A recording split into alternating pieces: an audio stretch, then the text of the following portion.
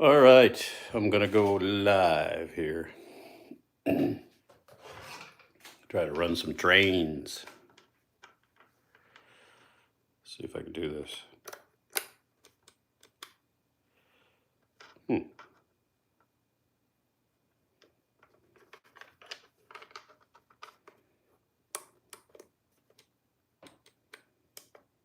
Proto throttle.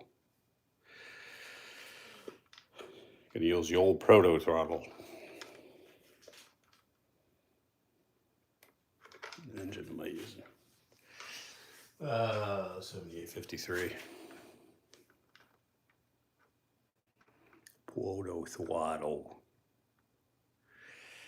All right, I'm gonna run some trains with my new track cleaning car. Wait for get a few people on there first, huh?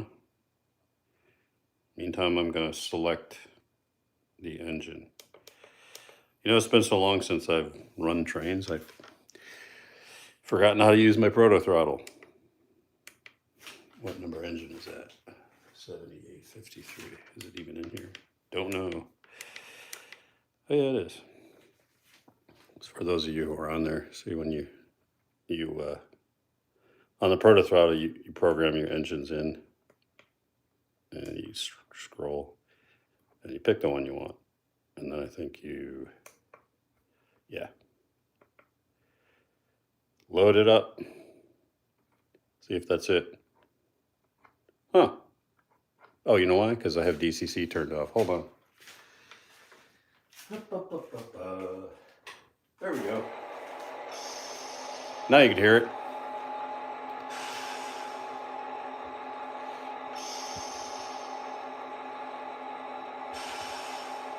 Chat viewing options.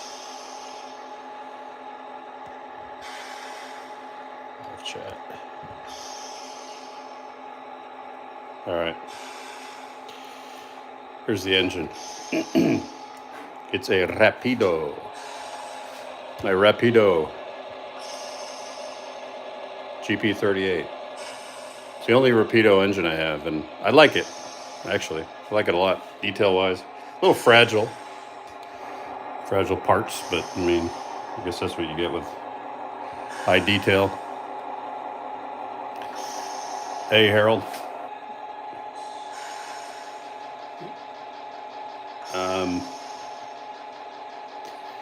So I'm going to take that Conrail out and grab the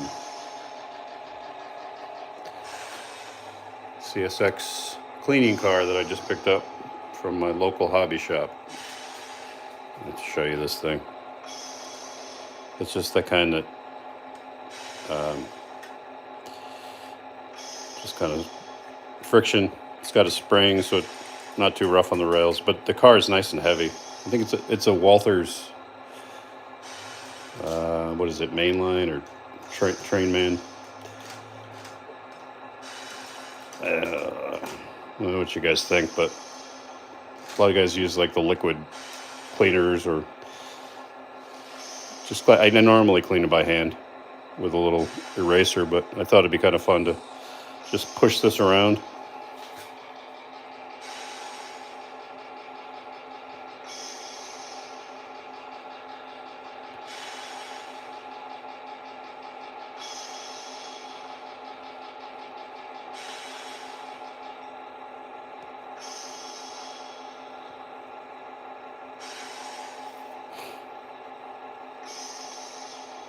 All right, let's just get this thing going here. All right, so on the proto throttle, you got forward, neutral, reverse, just like the real deal. So we'll go forward, notch it up. Actually, you know what? Why the heck is it?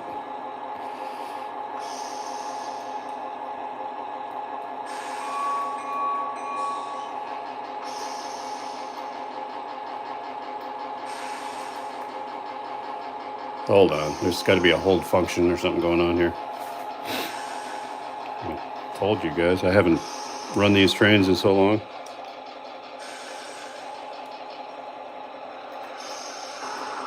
There it is. One of these buttons here is programmed to as a hold function. All right, so let's notch it up.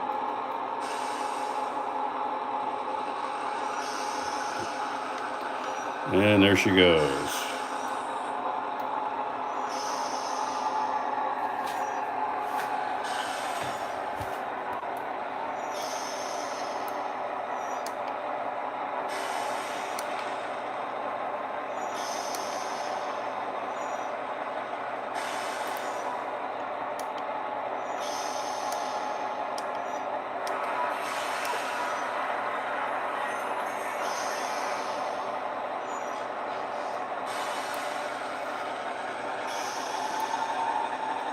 Had the brake on.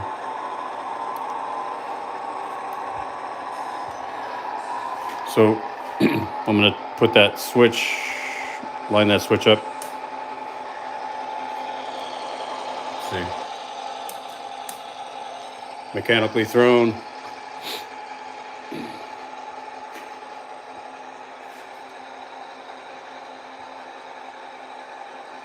Yeah, I know. I would have had a runaway. I don't know why. I just haven't used this thing in a while, obviously. So getting old, I have to relearn things. Hopefully you can see that okay. Volume. You know what? I've got another engine here in the background. Let me turn that off.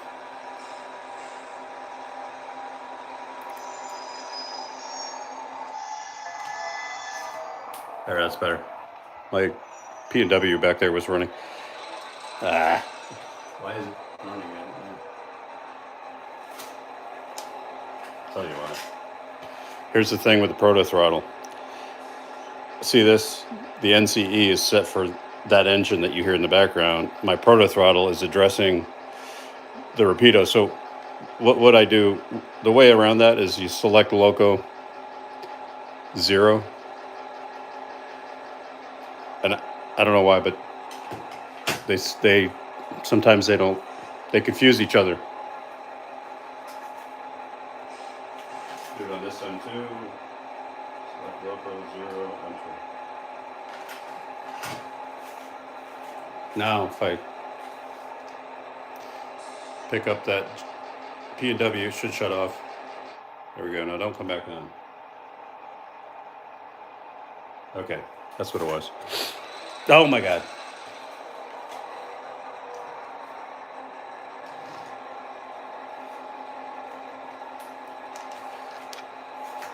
Anybody have ideas as to why that thing is starting up on me?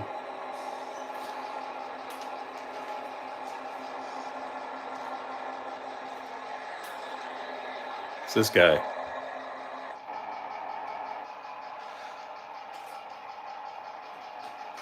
Move it over.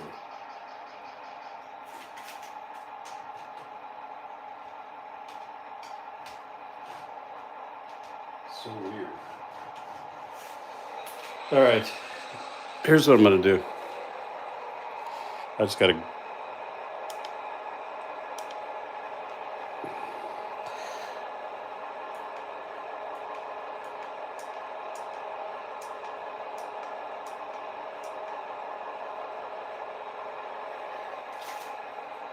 It's 2011.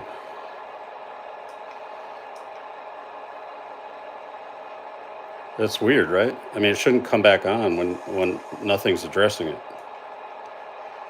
Let's try if I can do that.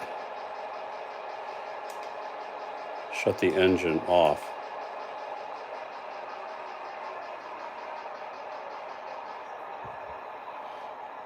Okay. I shut it off. All right, well, that seemed to be it. I don't know, maybe because the capacitor in there. So let's go.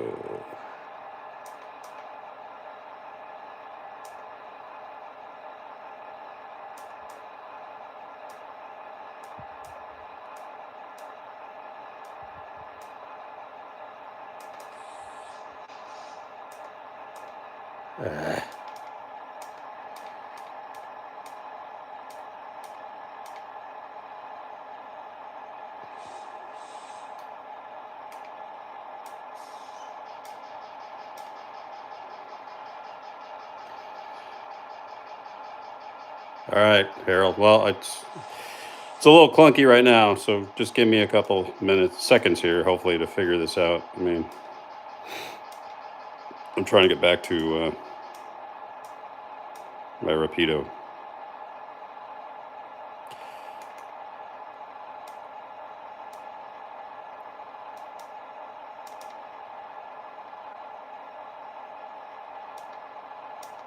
I was just there, but dang it.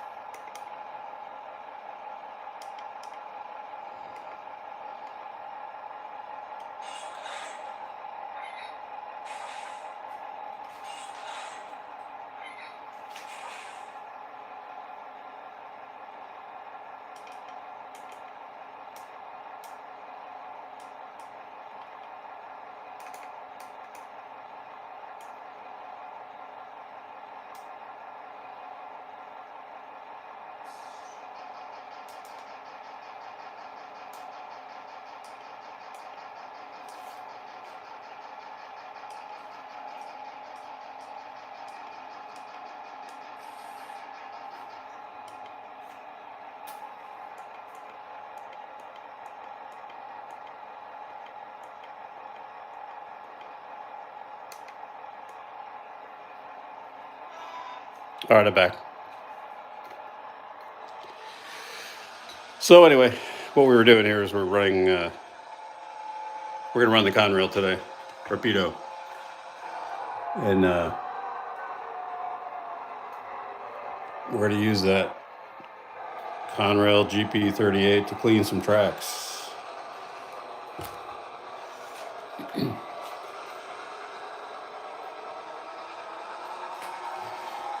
I decided I'm going to go heavier on the Conrail. I have a CSX, but I want to. It's more period appropriate. If this is late '90s, just around the time CSX bought Conrail, and since part of the yard is really meant to represent kind of Hartford, East Hartford, that would have been Conrail. I mean, CSX may have had some motive power there, but it would have been mostly Conrail. So any turnouts close to my fascia, I throw by hand, and I use these little Rich Products signals. So this would be, and I mark them with these bollards. Pesky gremlins, no kidding. Whenever you do a live video, yeah, these bollards are just finishing nails. I cut the heads off and I paint them yellow. It does a couple of things. It keeps fat hands from smashing that ricks, but it also tells the operator anything that has the yellow bollards is a hand throw. If it doesn't have them, it's either like this here is a crossover. Back there, it's a runaround, and I have them both together so that they both throw.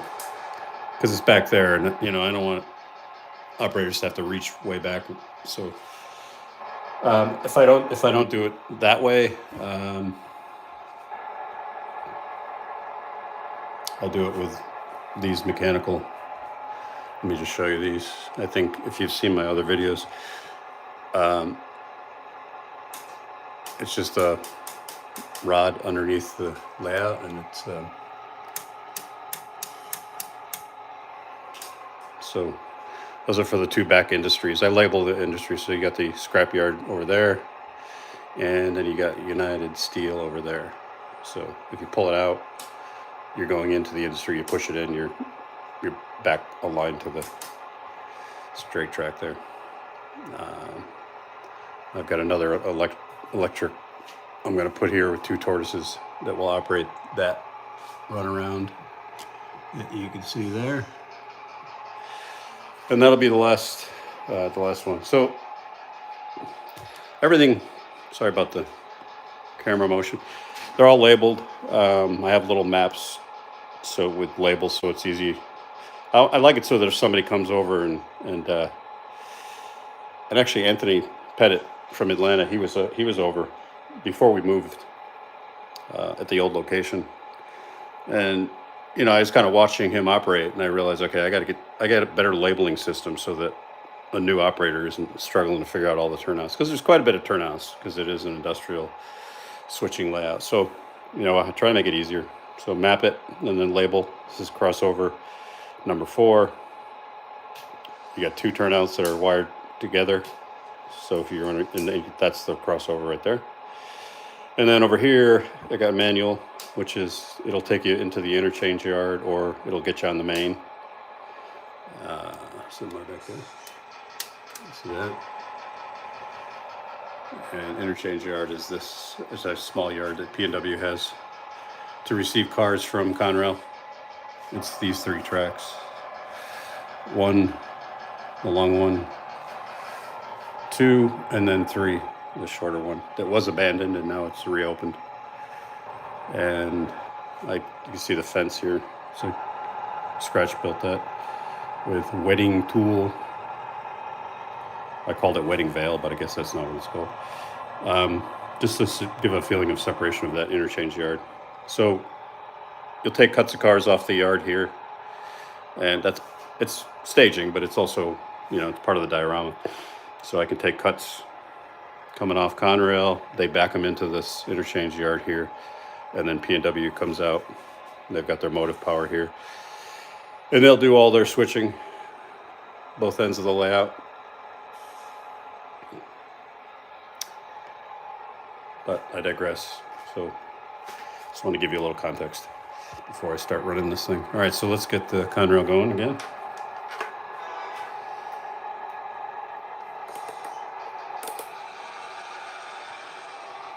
Neat thing about this Rapido, I don't know if you can see it on camera. Let's see if you can.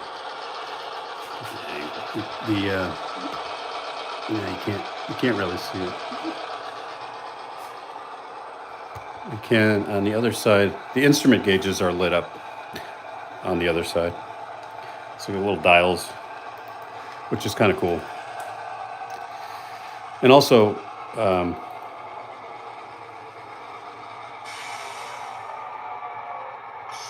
it has marker lights.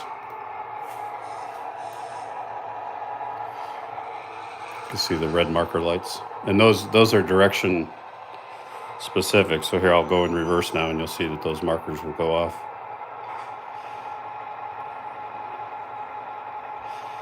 Yeah, Carolina Foothills. It was quick getting it running after the move. I mean, relatively quick. Just kind of balance, like getting a new house in order and trying to get this thing back. I mean, I want, for the channel, I want to make sure I provided you guys with content, so I tried to kind of expedite getting this thing. Hey, Chris Bell, I wanted to get this thing running. So there's a lot more to do, obviously. I mean, you can see here, I got to fill in some ballast. This is where I cut the layout. But we'll get there. Everything is running now. That's the important thing.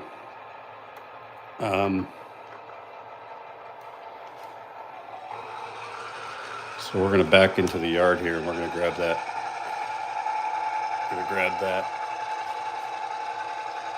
Rail cleaner. So make sure our turnouts are set. So that'll be set. We're going into track 3, so we're going to set that. And I gotta set that.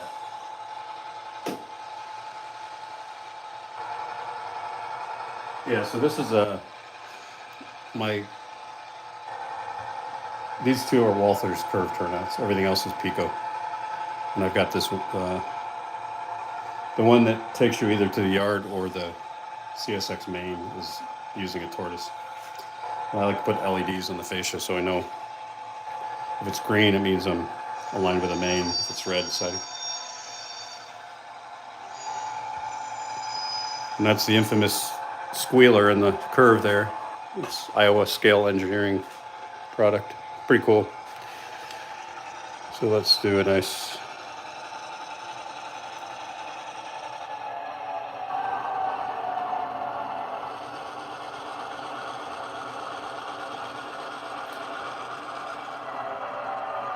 Can we do this? I don't think you can change the class lights. I think they're just red, which I guess is meant to be Conrail prototypical. They use red to indicate direction. So now if I go, yeah, because any prototypes or any models I've seen Conrail with the classification lights, they're always red. So I'm guessing that's the. If anyone knows, put it in the comments. But if I change direction again, you'll see now it's going to go forward, so the trailing lights are red. And it's good. It has a ESU.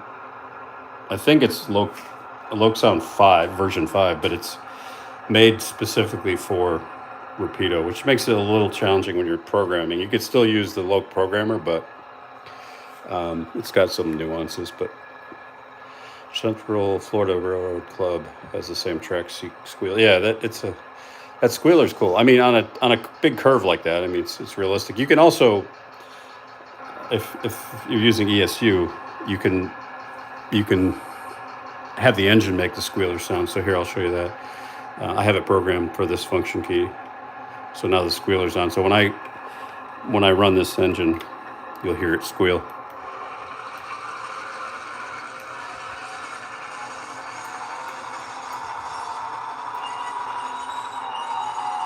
So that's kind of cool, because if you're doing yard operations, just keep the engine squealer on, because you're going to get squeal even if you're not on a curve.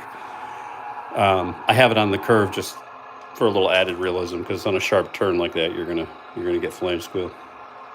But yeah, the ESU V5 has that squealer function. All right, so let's keep backing up because I got to clean this track. Anyway.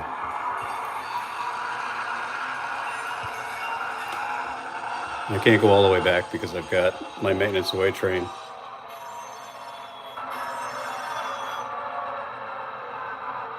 So you think I can change the class lights? I'll have to look at it. It'd be kind of cool if I could. It's probably in the instructions manual. You have to wade through all that Canadian humor in their instruction manual. They like to have their jokes in their Rapido. Kind of a goofy company. Their stuff's expensive, honestly. I mean, my preference, this is not a knock against Rapido. I love the detail. I like Atlas. That's my go-to. I mean, they're like bulletproof. The thing is, you have to usually do mods to the Atlas. Hey, Anthony. I was just talking about you in a good way.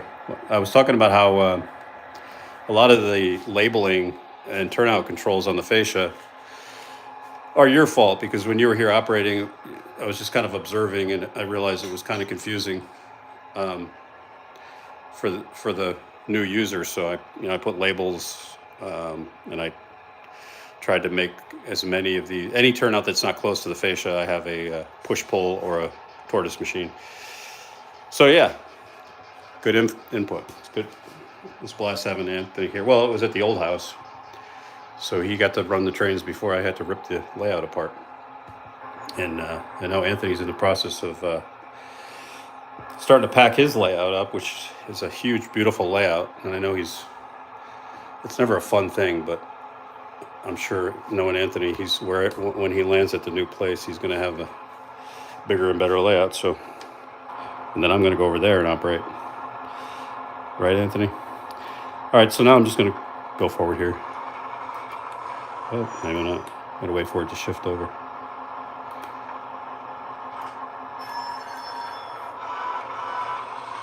I'll keep the squealer on. So yeah, so I'm just using this new track cleaner. Sweet. I got. I don't know if anybody else in the comments, what kind of track cleaners do you use, or just by hand? Like I've been doing them by hand, but I saw this at the local hobby shop and figured, what the heck, I'll give it a try.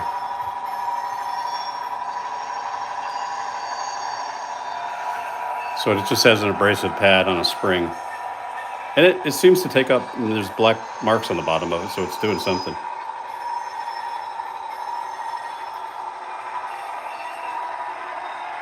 GN fan. Yeah, it's well. I mean, there's a lot to do on my layout too. Like, if you're looking close, I've got a lot. Let me just walk you around here. We'll let that thing go out onto the main, and they're getting onto P&W's property. I'm just looking at the switches to make sure they're aligned. Yeah, a lot of it is. Yeah, I like that squeal on the low sound has the squealer that turned on that engine. I like it because, when you're in an industrial area like this, you're going to get flange squeals. So that way, I mean, it probably doesn't help Iowa Skilled Engineering's business because yeah, Anthony, for sure. I mean, we'd love to have you come to the new place. But yeah, you don't really need to install the Iowa Skilled Engineering squealers if you got the low sound V5, because it has that squealer in it. I mean, what it does do is, like on that curve where you would expect to have squealing, that's where I put the land squealer from Iowa Skilled Engineering. So what I was going to say is, yeah, a lot more to do on the layout. I mean, I've extended I've extended yet again this side. I mean, I don't even remember where it was. It was here, and then I extended to here in the old location, and then just to fill in the gap against the wall, I added this. So I got my backdrop all set, and now the nice thing is I have a much longer maintenance away area. So this whole diorama is going to be an extension of the maintenance away, and I've got a little cafe that's going to sit there where the yard guys will go eat, and then across the way is going to be a steel building, which is also part of the maintenance away facility. And the way I went, or I did that is, let me show you. I'm going to stop this engine. It's going to be a private crossing, which I thought would be kind of fun. Yeah, now I got to extend it. Go in around the room. I mean, I don't know. Because what I'm learning, even in a little extension like this, is, I mean, I enjoy it, but I could spend a year on just this, which I probably will, because there's so much to do. I don't have the buildings, I don't have the ballast. But this is going to be a gravel road, and this is Blair line wood. I mean, I've done it before with like matchsticks and whatever, but I just got lazy. So I've got another set that I'll put here. And then just looking online, I mean, this is typically what these private crossings look like. And I just made this out of brass. I kit bashed these, or not kit bashed, I scratch built these. So they open. I like things to actually function. And then I just made these signs that says private rail crossing. So this way, the railroad would do that and lock it so that people aren't going over a main line. But when they need to get over to this facility, which is going to have the steel shed where they store a lot of things, they just go over that private crossing. Thanks. Yeah, the gates were real easy to do. It's just brass tube, not the hollow stuff. I don't remember the diameter, but I tried to get it as close. I just looked at prototypes online. Actually, I use ChatGPT a lot too.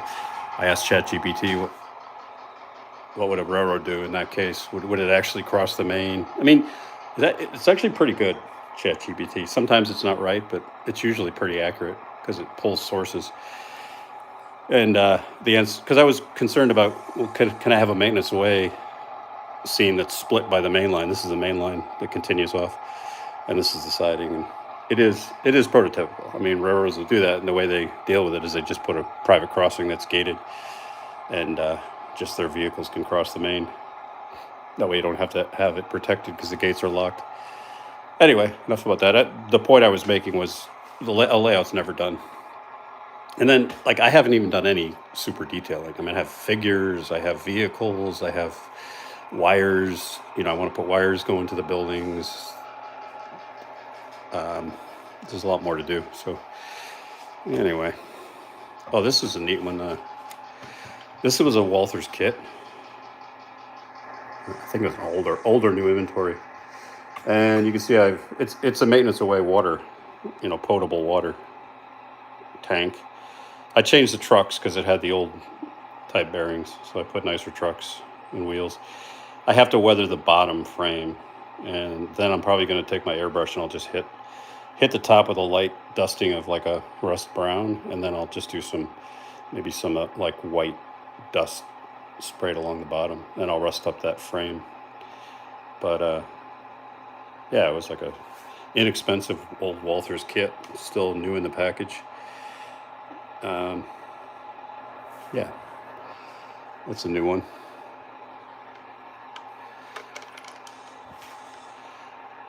Well, yeah, super detailing, Anthony. I mean, well, yours is pretty good. Your layout's got pretty good detail. So, I mean, there's so much more you can like. I mean, I watch like all of you. I watch the Canadian guy, Boomer Diorama, and like he takes it to a completely different level. So, for him, I look for inspiration about, okay, how detailed can I get? Actually, who's another one is Mike H.O. He scratch builds everything, and he does really good super detailing of industrial scenes. So I kind of like his technique. But yeah, I mean, there's tons you can do. I mean, graffiti on the buildings. I want to put, even on the backdrop, like I want to put roof details, vents, HVAC, stuff like that. I've got to put wires back on the utility poles. Those got scrapped in the move. And lighting buildings. What I'd like to do is one of these buildings, I want to open up one of the loading bays and do an interior, have like a forklift in there. Like I've done an interior scene in this building here. I'm tripping over my camera. Which was kind of fun. So you build it by itself, and then you kind of insert it into the building. So it's basically like a little styrene box, so it looks like a room. It's hard to see it on the camera. I'm zooming in, but the camera gets shaky. But there's a guy sitting at the desk with a computer, and there's a rail worker talking. There's a plant and a pot in there, and it's lighted. So, I mean, I want to do that to one of the industries. Maybe this one back here. Cold storage. Just open up one of those loading bay doors and give it an interior. That'd be kind of cool. I did the interior of this one. I think I've shown that on multiple videos. Got a tank in there. Oops. YouTube didn't like me tipping my camera. There's a tank and an office. And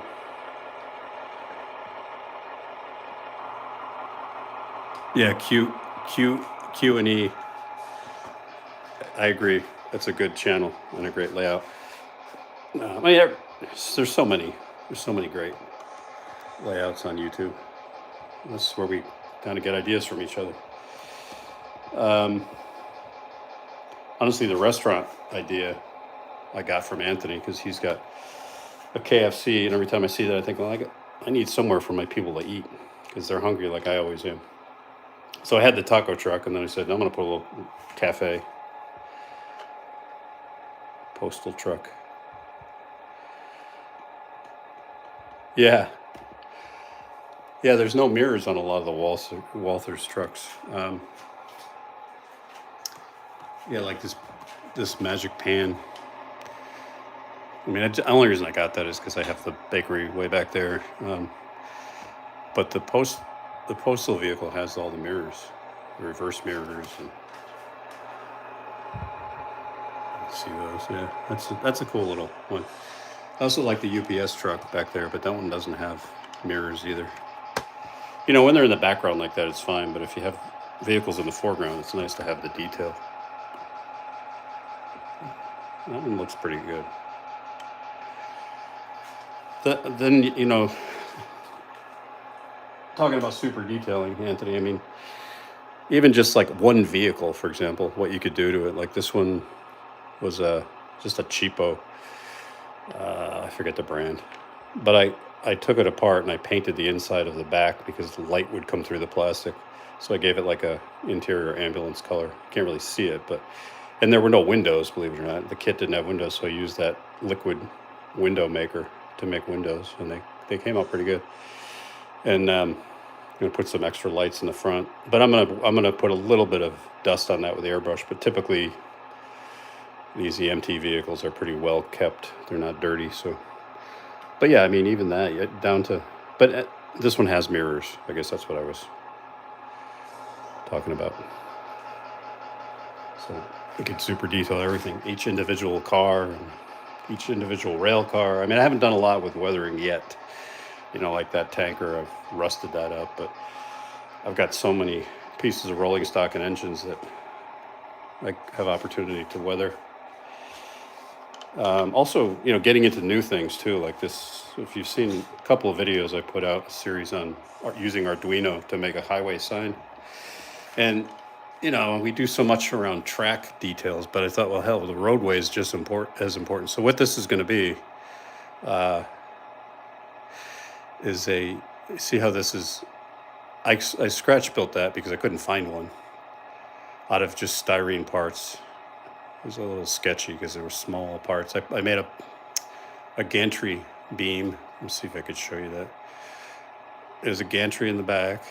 It's all styrene rod. And then I use fencing, Alchem brand metal fencing, chain link to make that little walkway. And it's basically, it's a box that holds an OLED screen, an Arduino OLED screen. And the reason it's not there is because I pulled one of the pins and I ripped the circuit out of the board like an idiot. But I ordered 4 more, so I can screw it up. But what it does, if you look at my channel, you'll see a video. It scrolls in amber, so it looks like a highway sign, and then I put like a lens over it, and it actually looks like a real highway sign. And then I'll paint it all gray. Obviously, it's not gonna be white and brass like that, but the sign scrolls, construction ahead, expect delays, you know, that kind of stuff. And that's all done with an Arduino board. Yeah, that overpass is definitely Pike stuff. That one and this one over here. This is like a half one. I tried to make it look like it's kind of going off into the distance. I like Pike's products. They're great. I mean, the buildings, the overpasses, that's all Pike stuff. The ADM, and then whatever scrap material I made a little yard office. Thanks, Harold. The highway sign. And then I think this was also leftovers from that Pike stuff. It's another one that has an interior. There's a couple of guys sitting in there. So yeah, interiors are kind of cool because it just gives the observer some more stuff to look at.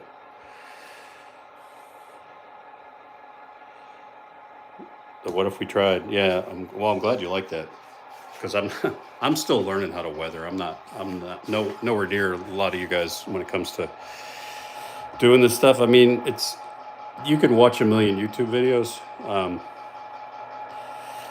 but until you actually try it, you can't figure it out. And I've screwed up. I don't even show you some of that. I've got a drawer full of cars that I've just ruined. I tend to be a little heavy-handed, but you know, this one I think I like it because it's supposed to be a really old car that's used for maintenance away, so no one's going to paint it, and it carries potable water, so it's going to get constantly wet and rusty. And what I'm starting to like is you do these little, you know, dings, and who makes the paint kit? It's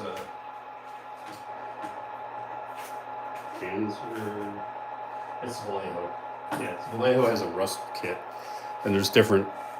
I mean, a lot of you know this, but there's like dark. So you go dark first, and then kind of go to like a lighter. So there's more surface rust, kind of in the middle of the rust. You can't really see it on camera, but there's multiple colors to each of the little rust spots, which is something I'm learning. Instead of just a dot of rust brown, there's so many colors going on in rust. And if you look at prototypes, you'll see that. But the art of trying to emulate it takes practice for sure. So that's all done with brushes, washes, and dry pigment. But it definitely needs the airbrush finish. So that's going to be, like I said earlier, I'm just going to hit it real quick across the top, just a light dusting of brown, like rust that you see on top of an old tanker. And then this whole bottom frame has to be weathered. I did this before I assembled it. Then I'll do like a whitewash, like dust on everything. Thank you, Harold. I mean, it's I give myself a C minus on it, just because. What else? Other things I see on some guys are just masterful at that, but and some not everything's weathered. Like P&W. Yeah, true. I guess, Anthony. I mean, some things are really rusted, but also like it's careful not to everything get weathered, because P&W was good about keeping their engines clean. Conrail maybe not so much toward the end, but so you got to have a combination. I've got some weathered like this, and then I want to keep some things clean. Kind of kills me to take a $300 engine and spray it, but I guess you have to at some point. This is the one I actually like the most in terms of. I mean, I probably could. I've learned a lot more, and I could probably do that rust better. But this one was really a study in oxidization. So the prototype actually looks pretty much like that. I think the number is like 2116 or something. I just changed the last digit to match the number that was already painted on the sides. But P&W took an old Conrail and they patched out, and then they used it for a long time, and then it's kind of what it looked like in the prototype. So that was done with oil paints, just kind of dry brush white on there to give it oxidation. Oxidation is a hard one. I guess you could just spray with an airbrush like a white, but so much. The nice thing about this hobby, right, is you could never learn everything.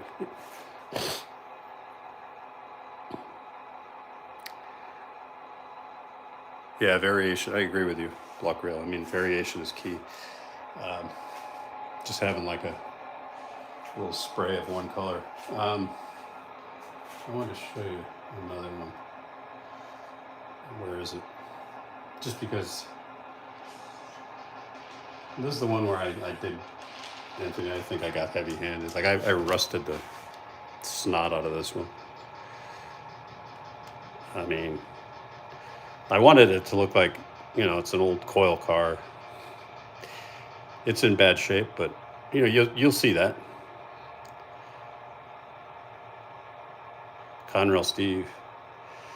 Yeah. I got a couple videos on that Conrail caboose back when I was doing it, because I did the inside. It's got a lighted interior, and it's also got a. You see that? It's got a blinking light, which is prototypical.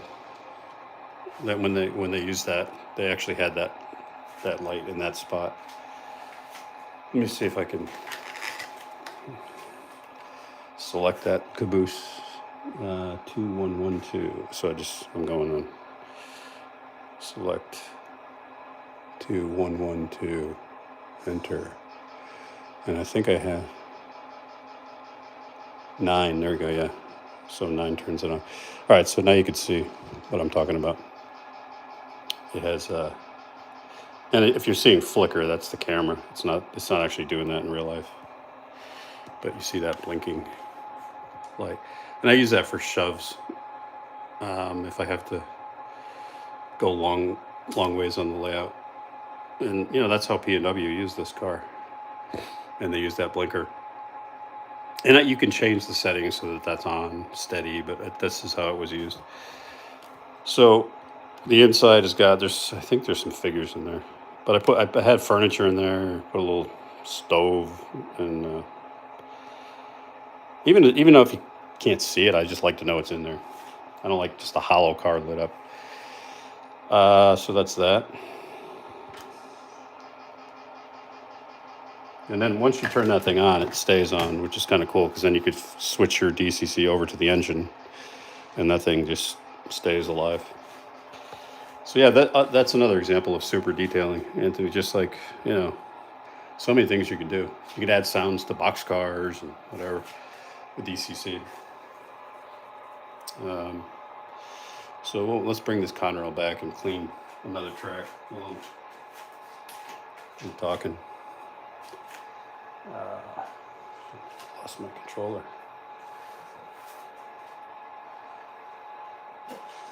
Misplaced the proto throttle. Is it just me, or when you're 59 years old, you forget where you put everything? Glasses, proto throttles. Let's go. Let's forward. I'll think about this. Let the brakes go.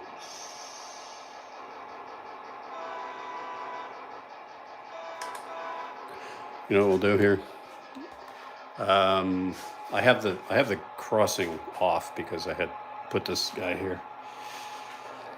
Just taking pictures, but let's move it. I'll open the gates and we'll just borrow some space at ADM. But when you have a crossing like this and it's an operations layout, it's good to have the option to turn it off because sometimes it gets annoying. But yeah, these are Tomar. I think my discount code still works, by the way. It's Tomar PB. TOMAR PB. I just love the company.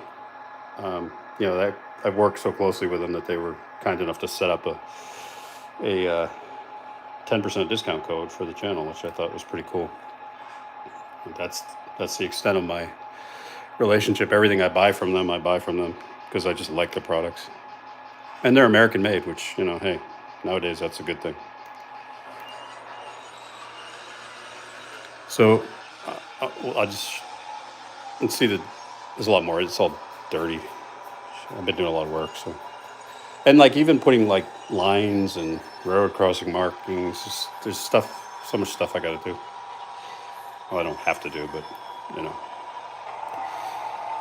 So I have it set up where the sensors are fairly close because, in an industrial layout, you're going to approach, you're not going to come blasting through, so you don't need the train to be detected a mile away. So you'll see where it kicks in.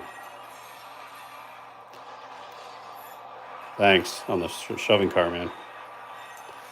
So there is the first sensor. And the other thing is you want to have, if you're doing this, you want to have sensors on either side close enough that if you leave a car in there, it's not going to be in between the sensors. So if a car's blocking this roadway, it'll always, either of the three tracks are all protected with sensors.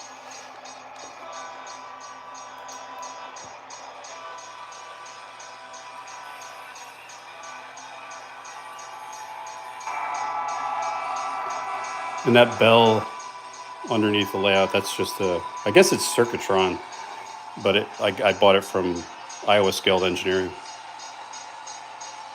There's so many of these companies use each other's products that for the longest time I thought it was Iowa Scaled Engineering bell, but it's actually made by Circuitron.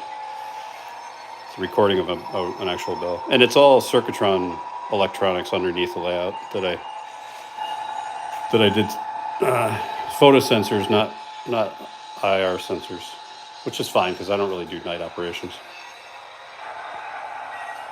And if I do, I just turn that switch off. Yeah.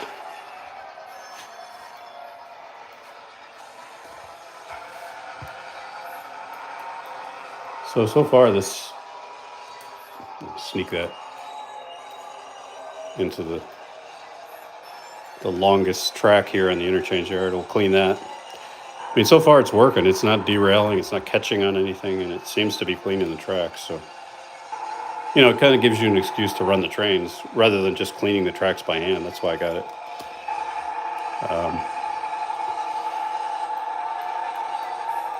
I think it was like $36 at the hobby shop, which means online it's probably $26. But by the time you pay shipping, you know, I'd rather help the local guy out.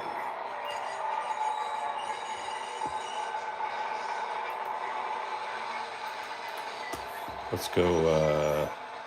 Yeah, don't want to hit that. Don't want to hit that P&W engine.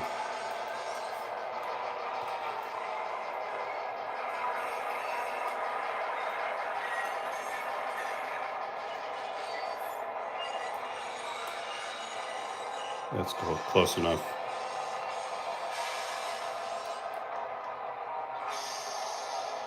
I always turn the brake volume up because I just like that sound. And it's cool with the proto throttle because you just...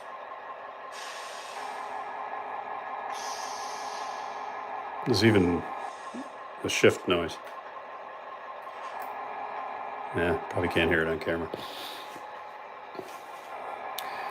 And you'll see the classification lights I was talking about on this Rapido. So if we're going backward, they're red in the front. If we're going forward, they're red in the back. Neat engine. But I pre-ordered 3 new engines, Conrail. One is P&W, one of those Montreal Locomotive Work full cab P&Ws. And that's an Atlas. I pre-ordered Conrail, I think it was a GP40 Atlas, and then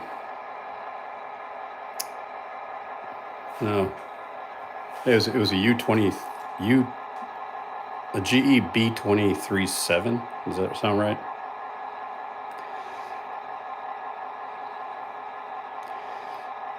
That was Atlas, and then I ordered a Bowser, which has a Loc-Sound V5 and ditch lights. So I don't know, I guess Bowser's stepping up. I've never had a Bowser engine. I don't know if anybody has, but I pre-ordered that. I forget what it was. Maybe that was the GP40.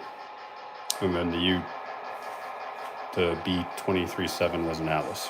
Anyway, got 2 Conrails and a P&W pre-ordered. Seems like everything now is pre-ordered. Companies are getting smarter about how much they want to manufacture. And I put a post about that on my channel, just kind of thoughts at the end of 2025 about where the industry's going, and just from my observations and opinions. But it's definitely pre-order, I think, is going to be the future, just because the prices are going so high.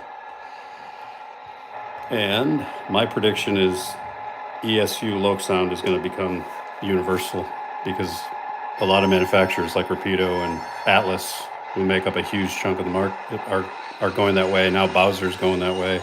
And it's nothing against, Soundtracks or any of the other. It's just, you got to read the tea leaves. I think Loc-Sound has a corner on the market,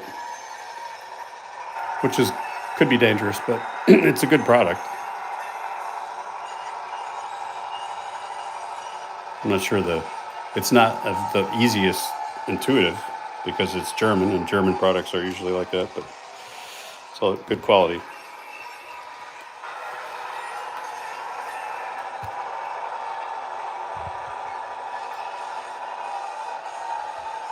Yeah, for sure. Get a Loco. If you got the cars, you gotta have a Loco.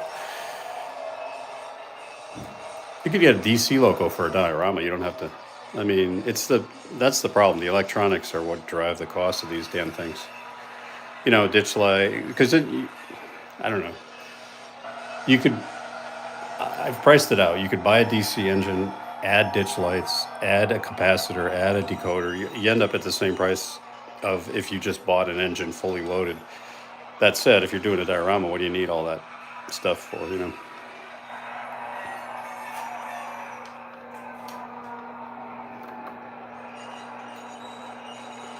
So anyway, you get the idea. I mean, I could spend EMD would be. Yeah, I mean, there's so many EMD engines. The road names are tricky because, like, for some reason, P&W, it's easy to, even though it's not, it's not a super common railroad. It's a big regional railroad in New England, but for some reason, maybe the colors, it's just popular. Conrail is popular, CSX is popular, but I wanted to model like New England Central and Connecticut Southern, but it's that stuff you guys just got to custom paint, and I'm not there yet. Because you're never going to find it off the shelf. But yeah, it'd be kind of cool to do that because a lot of Connecticut Southern, which is a Central Connecticut railroad, it's just patch outs. They've got it's all bought, it's all owned by Genesee, whatever it is, G&W. So now all the New England railroads, including P&W, are painted in that same ugly orange paint scheme. So there's no different. They basically came in and bought all the railroads in New England. And I guess the companies are starting to make a lot of those G&Ws in the different road names.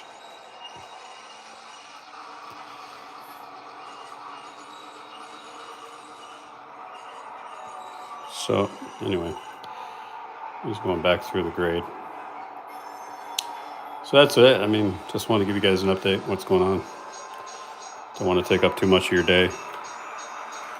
So I appreciate everybody dialing in. What I'll probably do actually I have a video coming out where it's kind of the whole build, and I'll show the finished product of that highway sign because there was quite a few guys that were interested in it. So stay tuned for that. I just gotta wait for the new board to come because I ruined the last one. So yeah, thanks Lee for the compliment. Appreciate it. 10th Street Terminal. I'm glad you guys joined in. It's always fun doing these. And I'm sorry if I couldn't keep up with all the comments.